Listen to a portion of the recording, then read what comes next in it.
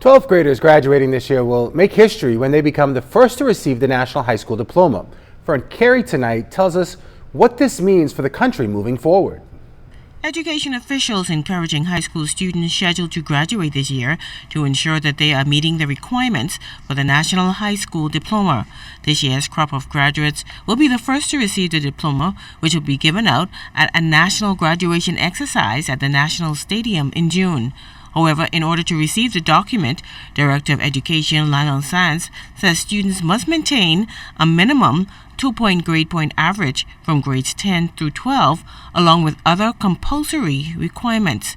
For a number of years, more than 50% of 12th graders left school without attaining the minimum standard 2-point GPA. At least a minimum of a high school education, 9th grade education. That's the first thing to get into the program. And then secondly, they must meet the requirements for the award of credits, because we have established credit hours in high schools now, and they expect to have some 27 credits to be able to be gained before they're actually given some consideration. In addition to that, each credit requires the student to spend at least 55 hours in a program.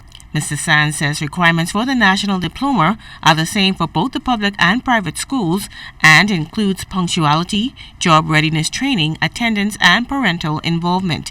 He says the entire process helps to prepare students for college, the workforce, and apprenticeship program. Compulsory programs are the math and the English, a science, the social science, civics, home economics, physical ed, and these are all compulsory programs. Then we have the ones that are not compulsory, but these are ones that are based on the inclination and the aptitude of the students. For example, students may wish to go into business studies, auto mechanics, carpentry, joinery, those areas. These are the areas that they choose while they're in high school. But once they select their choice, they must also produce and provide us with the requirements for the compulsory subject areas. C.C. Sweeting Senior High School head boy Lee Burrows says he's doing the work to ensure that he receives the National High School Diploma. It balances through managing my time. Basically, after schools, I just go practice and stuff like that, and when I go home, study a little bit.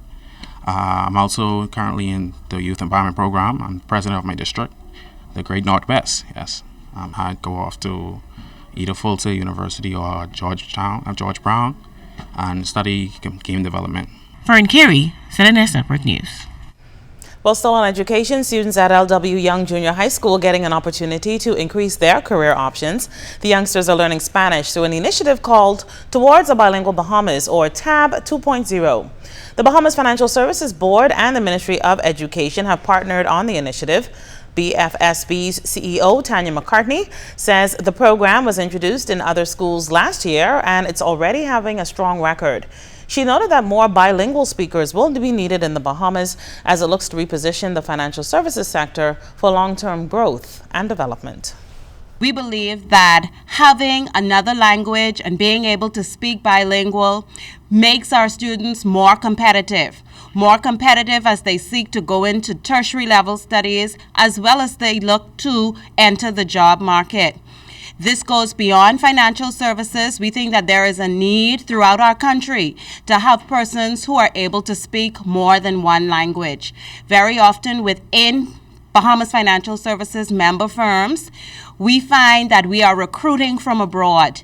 And one of the key differentiators for those people that we bring into the country is that they have a foreign language. And we'd like to see our students be able to compete when it comes to entering the financial services sector. Students who complete the program will participate in a 2-week immersion program in a French or Spanish-speaking country.